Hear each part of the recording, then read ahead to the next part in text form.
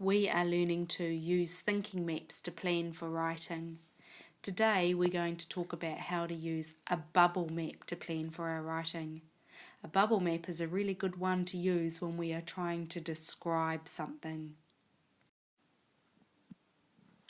I'm going to think of ways to describe Tilly from the story Tilly's Tantrum.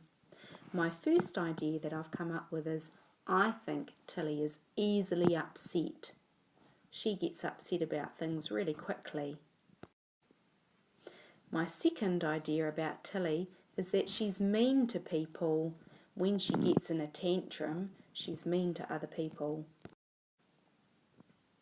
Another way that I would describe Tilly is to say that she has an angry face.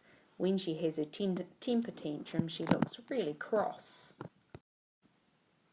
With your bubble map, you have to think of ways that you can describe Tilly from listening to the story. You need to come up with 6 ways that you would describe her. It might be descriptions about her personality, or it might be descriptions about how she looks. Then, using these descriptions, write your story to describe Tilly. As you include each description, tick it off on your plan so that you know that you have included it in your story.